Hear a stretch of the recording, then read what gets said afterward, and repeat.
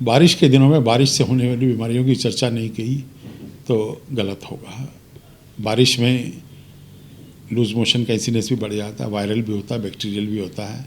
और ये जो पानी इकट्ठा होता है इसमें लोग अक्सर डुबकी भी लगा रहे होते हैं, बच्चे नहा रहे होते हैं, मज़े कर रहे होते हैं, बिना कपड़े के होते हैं अक्सर ये बच्चे छोटे।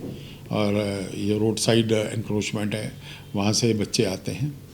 हर एक को सावधानी बरतनी। चलते हुए रेलिंग्स वगैरह को कम से कम छुएं और जब भी घर जाएं या कुछ भी खाने लगें अच्छे से हाथ धोएं, जैसे कोविड में हाथ धो रहे थे वैसे ही हाथ धोएं। जॉन्डिस का इंसिडेंस आएगा थोड़े दिनों में, मच्छर भी बढ़ेंगे, पानी इकट्ठा होगा तो मच्छर भी बढ़ेंगे, मलेरिया डिपार्टमेंट भी एक्टिवेट हो जाएगा।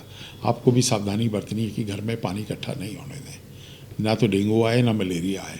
फॉर्चुनेटली हमारे कंट्री ने मलेरिया पे काफ़ी काबू कर रखा है और मैं चाहूँगा कि ये कंट्रोल जारी रहे। पिछले कुछ सालों से मलेरिया का इंसिडेंस काफ़ी कम है और प्रीमेच्योर बारिश होने से स्टैग्नेशन जो आपके घरों में हो रही है पानी की, उनको आप हर रोज़ या डेली एक दिन छोड़ के छतों पे जाके या इधर उधर दाएं बाएं वो पानी की निकासी करिए, मच्छर नहीं होने दीजिए। इसके अलावा जो है निमोनिया और वायरल का इंसिडेंस बढ़ेगा, चेस्ट इन्फेक्शन। कोविड के बाद वैसे भी कुछ लोगों की जो है इन्फेक्शन से लड़ने की कैपेसिटी कम है, तो उन लोगों को भी अपनी सावधानी रखनी है और भीड़ भाड़ अवॉइड करें। टू कंजेस्टेड एरियाज़ जो हैं उनको अवॉइड करिए, क्योंकि वायरल किसको हो चुका है और कौन उसको पास ऑन करने की स्टेज में आपको नहीं मालूम। जो लोग मास्क डाल रहे हैं बहुत अच्छा है, और भीड़ भाड़ में जाएं तो मास्क डाल के ही रखिए, और जब भी किसी चीज़ को छूते हैं तो हाथ धो लीजिए, क्योंकि ये जो निमोनिया है इसको प्रिवेंट करना भी ज़रूरी है।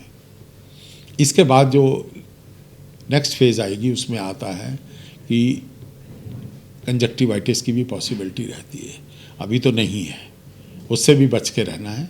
तो आँखों को अननेसेसरी मलिए नहीं, क्योंकि वायरल कंजक्टिवाइटिस जब आती है तो लाखों लोगों को इन्वॉल्व कर लेती है, इससे बचना है और अवॉइड करिए। फिर स्किन की बीमारियां शुरू हो जाती हैं, वो आपकी हाइजीन पे है, और पस वगैरह फोड़े फुंसियाँ जो हैं इनका ध्यान रखिए ये नहीं हो, और इसके लिए साफ़ पानी से ही नहाइए और गंदे पानी से बचिए। अगर कहीं आपके पैर गंदे पानी में पड़ भी गए हैं तो घर जाते हैं उनको अच्छे से साबुन से धोइए, और कहीं पे भी कीचड़ वगैरह है उसको साफ़ करिए, क्योंकि स्किन की बीमारियों से बचना बहुत ज़रूरी है, क्योंकि लंबे समय तक तंग करती हैं फिर ये। तो ये कुछ बारिश के टाइम पे हमें सावधानियाँ बरनी है। जॉन्डिस, यस, जॉन्डिस को भूलना नहीं है, क्योंकि पानी जब ख़राब होता है तो पानी के पाइप भी कंटेमिनेट हो जाते हैं कई बारी, क्योंकि हम लोग घरों में मोटर यूज़ करते हैं तो सक करता है वो पानी। जब सक करता है तो जहाँ जहाँ पाइप में छेद होता है वहाँ से वो कीचड़ का पानी भी खींच लेता है। तो बारिश में पानी जो है सावधानी से इस्तेमाल करिए, पीने का पानी, और अगर उसमें मैलापन वगैरह है कुछ तो ध्यान रखिए, फ़िल्टर करिए, बॉयल कर सकते हैं बॉयल करिए, लेकिन जॉन्डिस से बचिए, क्योंकि जॉन्डिस जो है, जॉन्डिस याद रखिए दो तरह की होती है, एक इन्फेक्टिव हेपेटाइटिस होती है और एक ये है। उसके अलावा और भी बहुत सारी वैरायटी है। हेपेटाइटिस बी, जो बी है वो तो ब्लड से होती है, लेकिन जो इन्फेक्टिव हेपेटाइटिस वो बारिश के दिनों में, बारिश के बाद ज़्यादा होती है, खाने से होती है।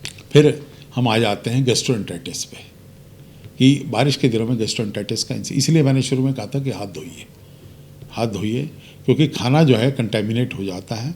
दही खास तौर से इस मौसम में, जैसे टेम्परेचर जो 35 के आसपास चल रहा है, तो दही ख़राब हो जाती है, और सब्जी भी जब फ्रिज के बाहर पड़ी रहती है बनी हुई या कुछ होता है तो ये ख़राब हो जाती हैं। जब ख़राब हो जाती हैं तो ये आपके पेट में जाके फिर इन्फेक्शन करती हैं, तो लूज़ मोशन का इंसिडेंस बढ़ जाता है, गैस्ट्रोएंटेरिटिस।